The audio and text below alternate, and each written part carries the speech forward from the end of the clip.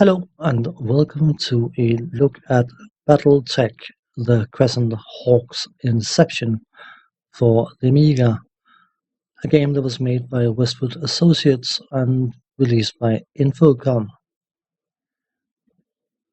For the purpose of this video, this will be another one of those where I have edited some gameplay together, and then I will be talking over it, not necessarily lining up with what's happening.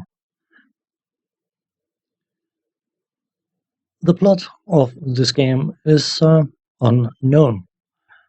It's a bit of a daring way to make a game, but as you start this game, you have no idea what's going on. The manual doesn't tell you anything, and the game only tells you that you are Jason Youngblood, the son of the very famous Jeremiah Youngblood, who was for services rendered given the post of Chief of Security on the planet Pacifica. And being his son, you are training to be a Mech Warrior. That is all you know as the game starts. So obviously you are going to make use of the training center in order to train up as a Mech Warrior, and you have various different training missions you go through. Some of them are meant to test your knowledge of mechs, and of course later on you will start getting combat missions. The first one is to move as fast as possible, and the 3 mechs you have available. The Locust is definitely the fastest, so picking that is a given. The second training mission is to go and pick something up.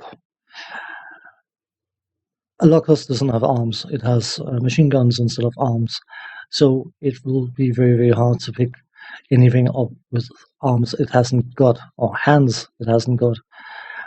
So picking any of the other 2 mechs is what is required for that mission, and then it slowly gets more and more challenging.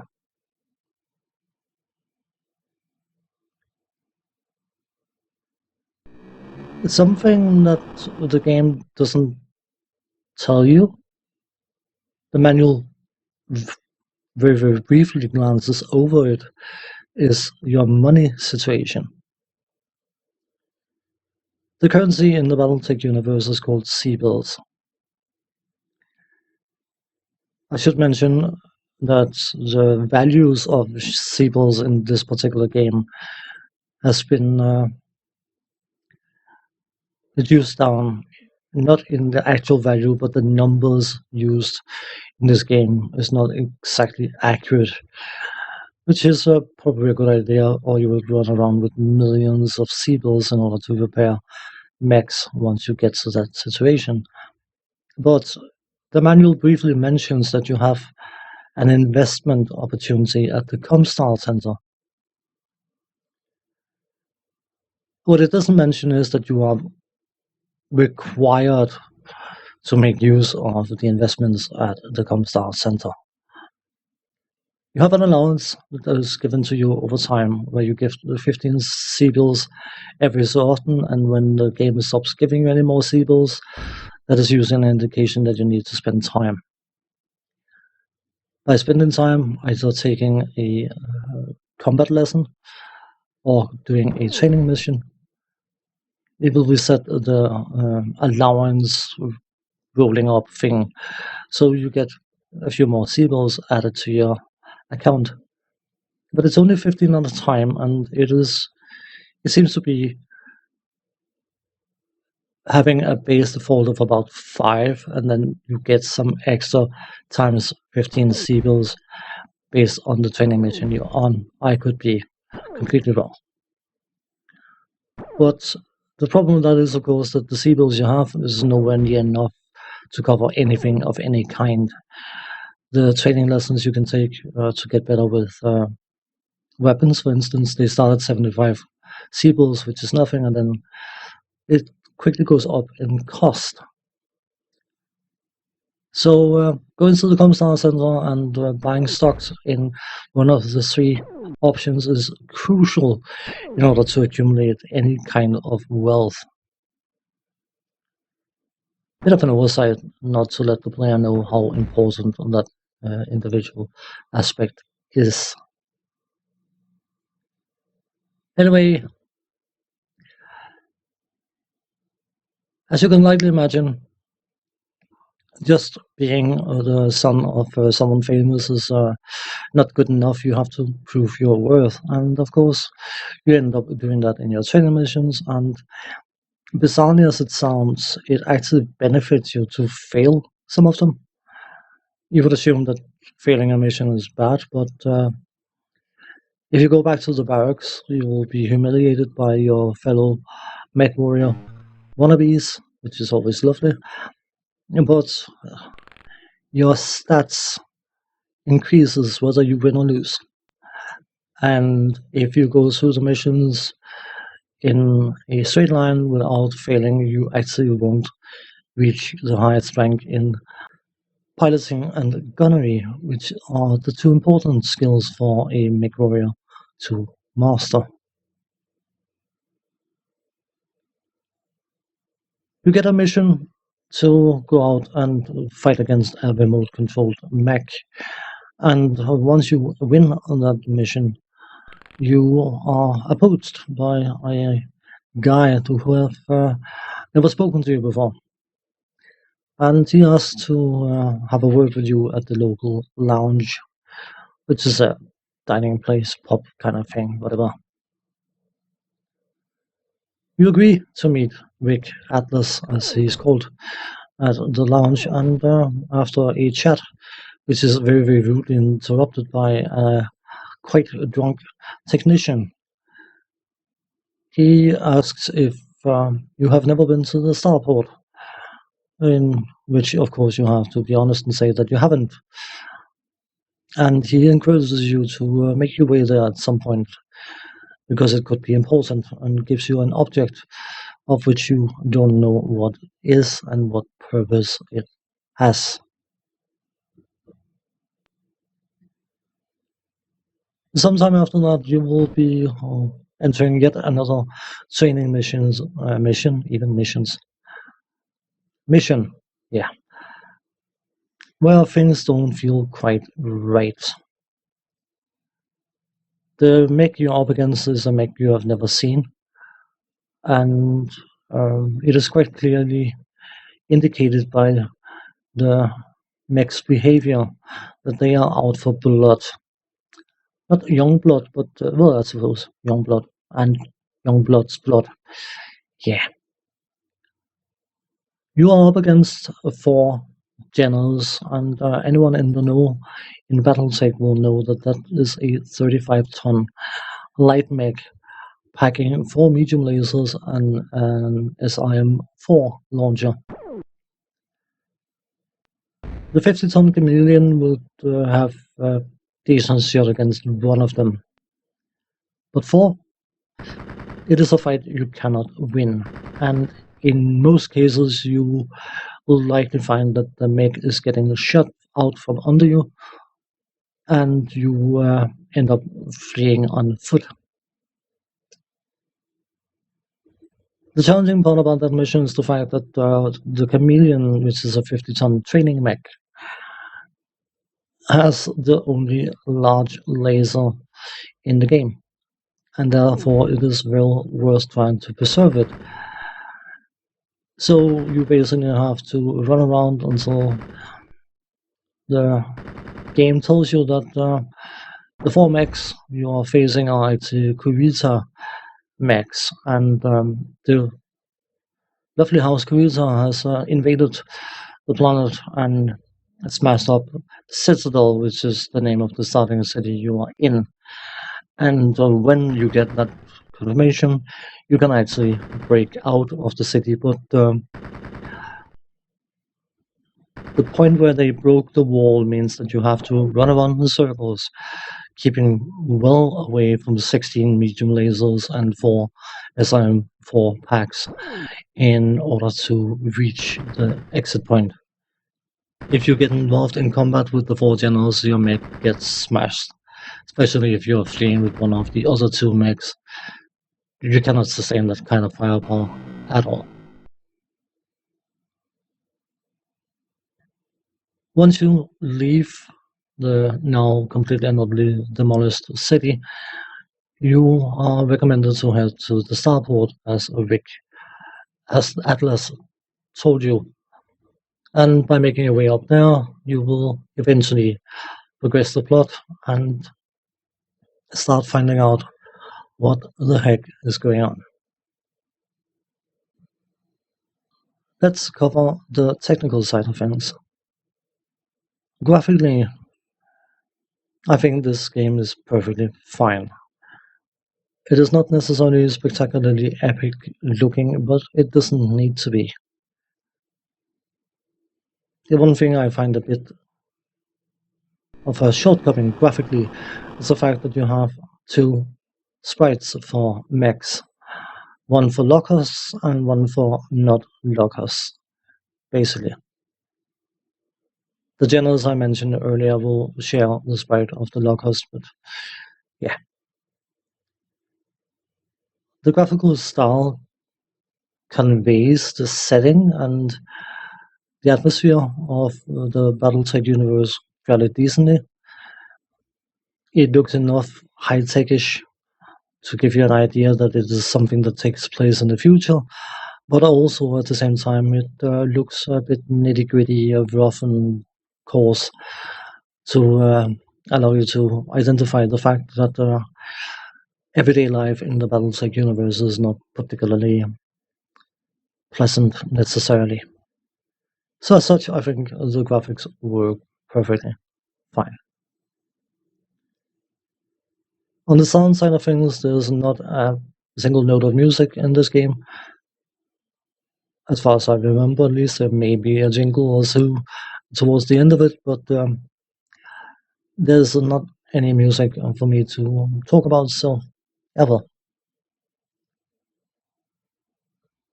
The sound effects are appropriately zippy zappy, bang bang, as you would expect from a game like this, and I will have to admit openly uh, that my definite favorite sound effect in this game is running over men in mechs. That squishy sound is morbidly satisfying. The sound effects do what they need to do. They don't stand out. They are not annoying. They work.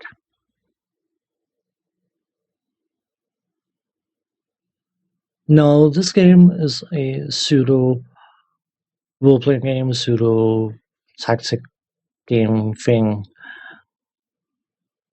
and the role-playing aspect is incredibly bare-boned. Some people might even say simplistic. It does what it needs to do, but nothing more than that.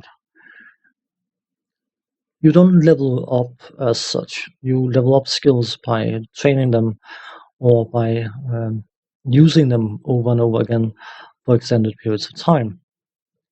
The reason I was mentioning earlier that getting the max rank in piloting and gunnery from the training missions is very, very valuable is because training them through combat can be incredibly time consuming. You have various statistics that defines your skills and various different things, but you have no influence on leveling them up. So the role-playing aspect is, yeah, exactly what it needs to be, and absolutely nothing more than that. The meat of the game is the combat, which is super cool initially. After a while, it starts getting a bit dull and frustrating because there's so much of it. Whoever decided the amount of random encounters in this game made a game in which the amount of random encounters you face will make most Final Fantasy games blush in shame. Yeah, the amount of random encounters in this game is staggering at times. You get into areas where you can't walk 2 steps without having to decide whether you want to flee from a fight or engage in the fight. And of course, even though you will get access to a mech eventually, and you will find people that will join up with you, and one or two of them may have a spare mech given to them. When you get into random encounters in the field, any structural damage to a mech cannot be repaired. If you have a technician, or tech, it's called, in your group, he will happily scrounge any spare parts from other mechs and fix your mech's armor after combat. But any components that goes bang, weapon systems or support systems, they have to be repaired, which is not particularly expensive, and that is what I was mentioning much earlier in the video about the values of C-bills being much lower than they are in the BattleTech game, because, I mean, repairing a BattleMech is not exactly cheap, as you can likely imagine. So they have tuned down the numbers quite significantly. But because of the amount of random encounters you are facing, you run the risk of having your mechs grinded down slowly but surely. Death by 1,000 cuts, as they say, and having to seek out a matched loop, as they are called, in order to get your mechs repaired back to fighting condition can be incredibly frustrating. The story as it unfolds is relatively simple. You quickly realize that if you have played this game enough to get an idea for what the plot is, it is basically a huge fetch quest. Run around, meet people, feed people, gather people, find the MacGuffin, which in this case is a hidden tech cache. Contact the leader of the MacGuffins, and beat the game.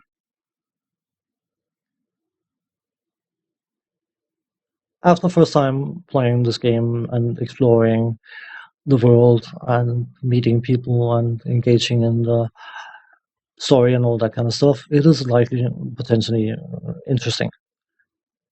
But a second playthrough is very likely not. So in that regard,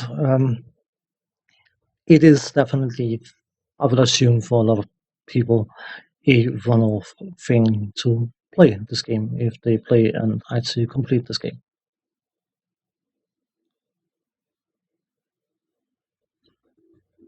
BattleTech is one of those games that I absolutely love the tabletop version of. Mech Warrior games that has been made are likely much more realistic in the way they portray BattleMech combat.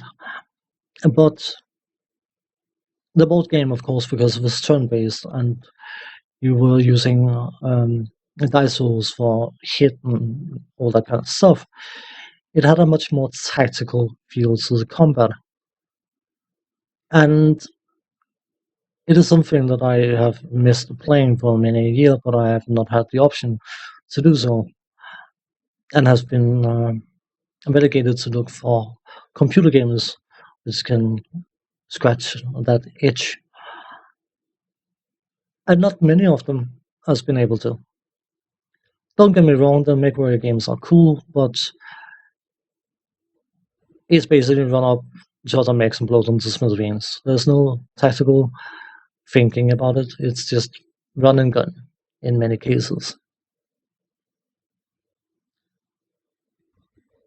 This game, as far as I know, is the only official BattleTech product that was ever released with Amiga.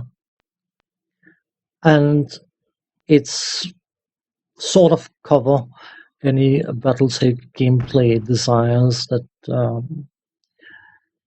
the player may have, but not necessarily to the point that you would want it to.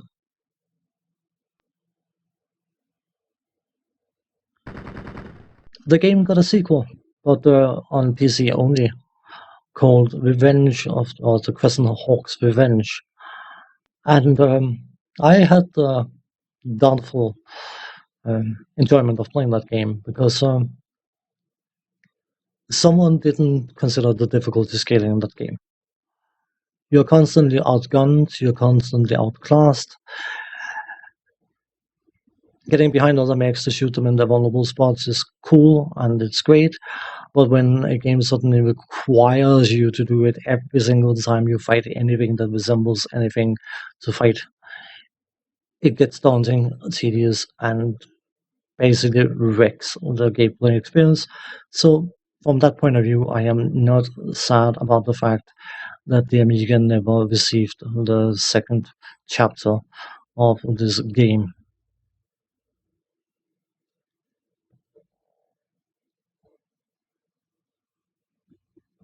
If you have any knowledge and interest in BattleTech, this game could likely be a positive and enjoyable experience. But on the flip side, if you have no knowledge about BattleTech and no interest in BattleTech, this game is not going to change that. The knowledge given by the game about the game world itself is limited, and it doesn't have enough goodies to convert any non-believers to believing that BattleTech is a great game.